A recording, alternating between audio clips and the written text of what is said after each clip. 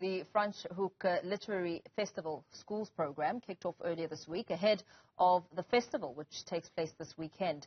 Franschhoek Reading, an initiative of the festival, has made a significant investment in 4 primary schools in the area over the past 15 years. Now, the reading promotion was curated by the Literary Festival team and facilitated by library facilitators at each school. Let's unpack how the event went with Elitha van der Sandt, the Franschhoek Literary Festival Director. Very good afternoon to you. Thank you so much for your time in your efforts to put reading at the forefront and promote it and make it exciting for young people. Talk us through some of your achievements and perhaps your objectives as this festival takes place year after year. Good afternoon and thank you for having us. Franschhoek Reading established 4 school libraries in the Franschhoek Valley area at primary schools. As we know, only about 8% of schools in this country have fully functional libraries. And about 60% of households do not have a single leisure reading book.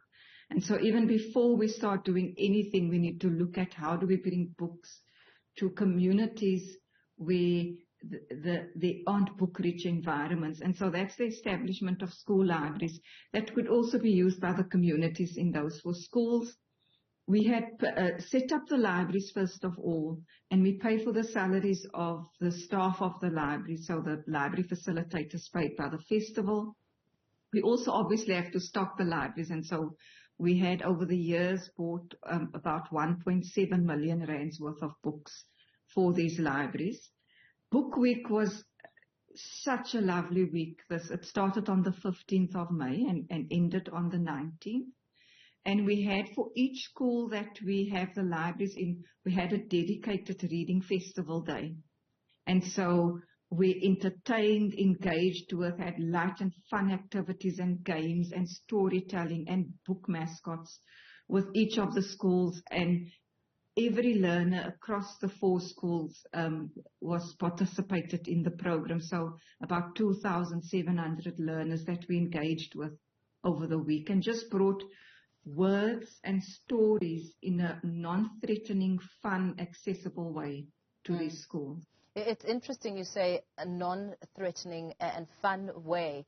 And what we've seen and seen over the years is the gaps when it comes to reading, especially around grades 1 to 3, the inability to read, to understand, being pointed out as a huge, huge challenge within that age group. Absolutely. We went, we were already not doing well as a country in terms of the PEARL's outcome of grade 4s being able to read for meaning and understanding. And we went from something like 68% to 81% in 2021. So we're actually moving in the wrong direction. And this is very problematic because if you are unable to read and understand at grade 4, you're going to be struggling throughout your school career. And so it's absolutely important that we get that figure up. And when I say in a non-threatening way, we can't simply give a child a book and say, okay, it's important to read and you must now. So we need to make them fall in love with the wonder of stories, fall in love with words and what you can do with words. You can build sentences, stories, song and dance. And those are the kinds of activities that we had during the week. So it's reintroducing the book in a simpler format to the children so that they can gravitate towards the book. Because we, at the end of the day, if you love stories, where are you going to find those stories? You naturally find it in books and you'll gravitate towards books. So storytelling, and it's an African thing. It's something that we do no matter who you are, whether you're rural, urban, rich, poor.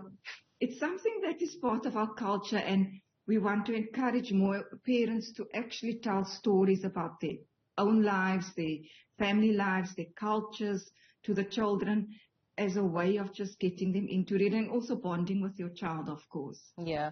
What do you find to be the common reading problems in children by age? I think the it remains the fact that it's not just the schools who are responsible to get children reading. It has to happen in the home. And so we need to encourage, as I said, the storytelling, absolutely important from a very young age, even from the time that you're pregnant, to actually tell stories and read and use words with your children. So I think that's a key foundational challenge that we face in South Africa, is that we need to bring stories and books into the home environment, because those of us who read, no matter the circumstances that we came from, I grew up in Mitchell's Plain on the Cape Flats, for example. The difference is that there were newspapers and there were books and stories in the home, which then got us engaged into reading. So for me, that's a foundational thing, is that as parents, we need to take up and involve our children more in reading. Yeah, absolutely. And encouraging young people to access libraries, and also in your efforts at strengthening their appreciation for books, what do you find to be some of the really heartwarming benefits of young people reading? How does it change their lives? Absolutely. So we have some very good studies.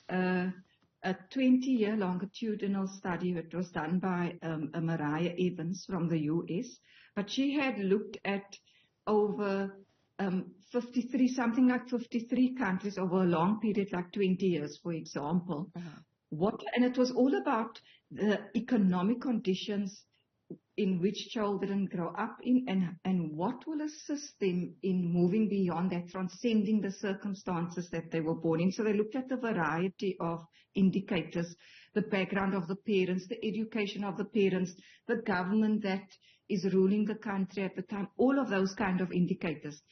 And the leading indicator that will propel a child to higher levels of learning, which includes tertiary education, was whether they had books in the home.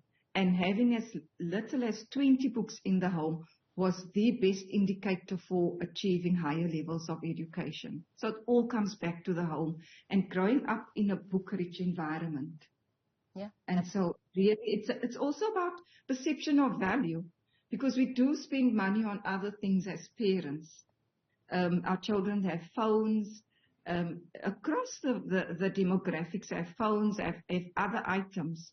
And so it's important for us to perceive value in books as well, and to buy. And as you said, you can go to the library free of charge and have books taken from the library. Yeah, very well. Thank you so much. Thanks for talking to us.